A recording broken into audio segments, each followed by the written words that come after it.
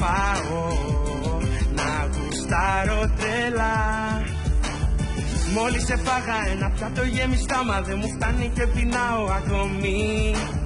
Θέλω να φάω, να πει το γύρο επιτέλους, ώστε να χορτάσω και με την πρώτη.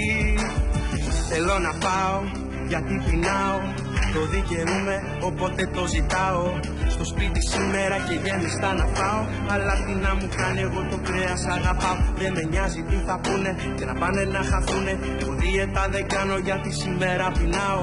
Δεν με ενδιαφέρει, με όλα τα παθαίνω. Το μόνο που με νοιάζει, φίλε, είναι να χορταίνω. Μου λένε να ηρεμήσω, γύρω να μην ξαναγγίξω, να σταματήσω και δίαιτα να ξεκινήσω. Μα ό,τι και να πούνε, εγώ ποτέ δεν σταματάω. Οπότε παίρνω ένα σουβλάκι στο χέρι και τραγουδάω.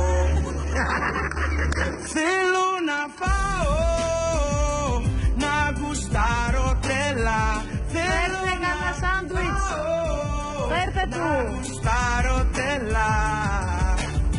Μόλις έφαγα ένα πιάτο γεμιστά, μα δεν μου φτάνει και πεινάω ακόμη. Θέλω να φάω, να πει το γύρο επιτέλους, ώστε να χορτάσω και με την πρώτη.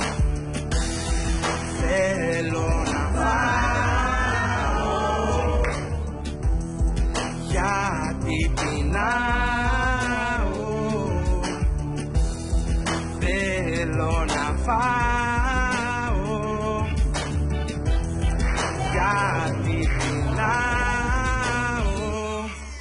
Και θέλω να φάω. Ξέρεις, πεινάω. Μου λένε πως έχω πακίνει και δίαιτα πρέπει να κάνω, να μην ξαναφάω. Μα δεν με ενδιαφέρει τι λένε ούτε καν, και ούτε με νοιάζει από αυτά. Το θέμα μου είναι να τρώω καλά και φτάσω και τα 500 κιλά.